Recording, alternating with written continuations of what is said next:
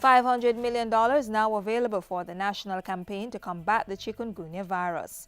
Government ramps up Ebola prevention planning and effective management system, and Prime Minister endorses Red Stripe's opening of its combined heat and power plant.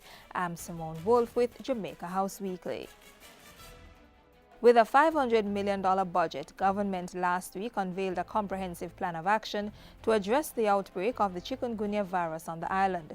Among them, an all-island cleanup campaign to detect and destroy mosquito breeding sites from October 15 to 22. The National Emergency Response Team, led by Prime Minister Portia Simpson Miller, also kicked their chickpea containment efforts into high gear. Team members, including the NSWMA, ODPEM, Ministry of Health, JIS, JCF and the JDF have been meeting and coordinating their response to the outbreak. The Office of Disaster Preparedness and Emergency Management also released several numbers for the public to report suspected chickpea cases and suspected mosquito breeding sites in their community. Persons are asked to call 833-0629, 838-5320, 754-9077, or the toll-free line 1-888-225-5637. In addition, the Ministry of Health's Emergency Operations Center can be contacted at 1-888-663-5683 from 8:30 a.m. to 5 p.m. Mondays to Fridays. And at a press briefing Thursday, Prime Minister Portia Simpson Miller called for collective responsibility in controlling the spread of the mosquito-borne disease. While the government is committed to doing everything it can to contain the spread of the virus and protect the population, our citizens also have a responsibility and a role to play. I call on every single Jamaican to get involved by keeping their surroundings free of debris and materials which serve as breeding sites. Meanwhile, the Prime Minister announced extended opening hours for health centers in the parishes worst affected by the chikungunya virus. Some health centers will be opened between 8 a.m. and 8 p.m. in the parishes of St. Thomas, St. Catherine, Kingston and St. Andrew. At the same time, Mrs. Simpson Miller has assured the public that paracetamols are in stock to alleviate the pain and fever brought on by chickpea. I want to assure the country that there are enough supplies of paracetamol available free of cost at all public health facilities, in addition to the supplies at private retail outlets.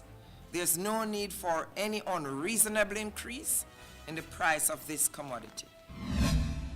Government has also intensified planning for the prevention and management of Ebola should the virus present itself in the island.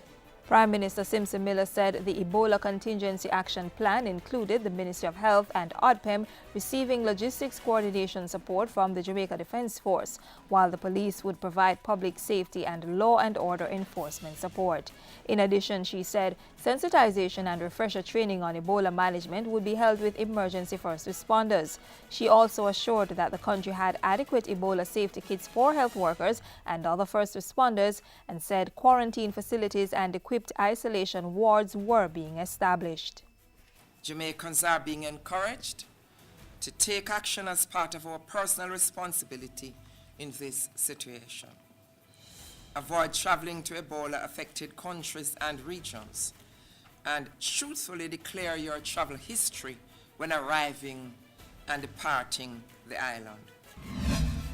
And Minister responsible for information, Senator Sandra Faulkner, pledged to be open with the media about government's response to chickpea and Ebola.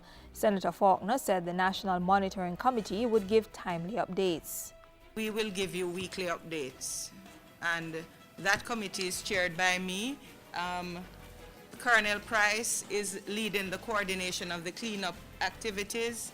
The ODPEM is part of the committee, Dr. Marian Dukas, and from JEEP and the Ministry of Finance. So we will give you a weekly update on what is happening. On Wednesday, Prime Minister Portia Simpson Miller urged the business community to innovate and retool their companies to remain competitive in today's marketplace. She said increased productivity was the key to generating and sustaining growth on the island. While we seek to increase foreign direct investment in the economy, local direct investment, such as that being made by Red Stripe, is important and vital for creating more jobs, raising productivity levels, and certainly increasing the pace and scale of economic growth. The Prime Minister was speaking at the official opening of Red Stripe's combined heat and power plant, which is expected to lower its energy cost to 18 US cents per kilowatt hour. Following a tour of the beer company's plant, Mrs. Simpson Miller also lauded Red Stripe for the US $18.3 million investment in the country, which has seen the establishment of the power plant, a cassava supply chain, and the training and employing of Jamaicans under its Job for Life initiative. Innovation and more robust public-private partnerships are key to overcoming some of the challenges business face.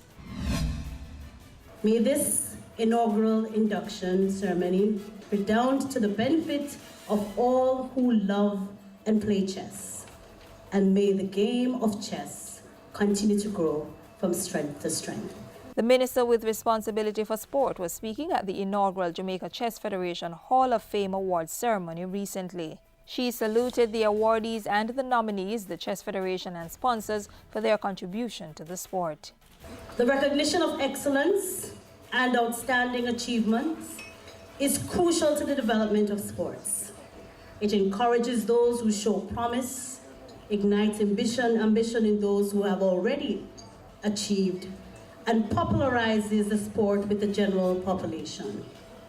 And that's how we close this week's Jamaica House Weekly. Join us next time for our weekly update on the stories coming out of the office of the Prime Minister.